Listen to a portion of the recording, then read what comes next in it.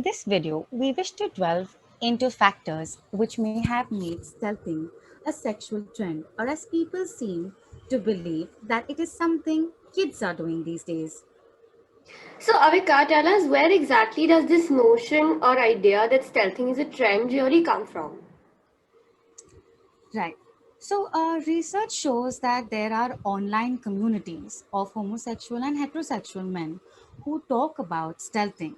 Now, these men speak of stealthing amongst their peers as an achievement a lot of times, and even challenge or provoke others in the group to perform the act of removing protection secretly or secretly tampering with it. That is without their sexual partner's knowledge.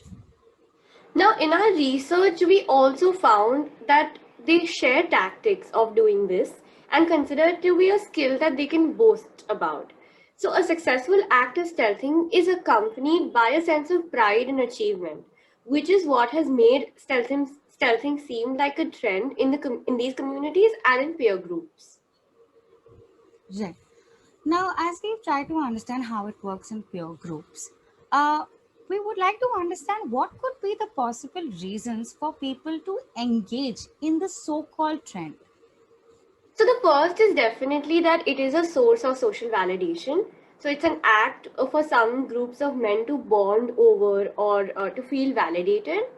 However, while engaging in these behaviors, men do not take into account the harm that they are causing to the opposite person.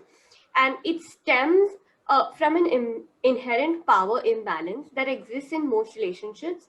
Now, especially in a patriarchal society, in heterosexual relationships, men do exercise a sense of power over their female partners, and society also allows them to do it. So Brodsky's research also showed that men who stealthed supported an ideology of male supremacy, wherein they believed that violence is a man's natural right. So when that is the case, acts like stealthing fit right into this idea that they have the right to do what they want without consulting their sexual partners. Right.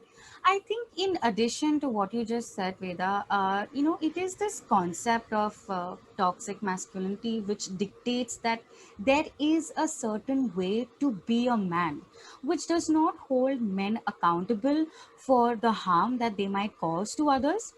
This includes performing an exhibition of physical strength or control over the other persons as compulsions of being a man.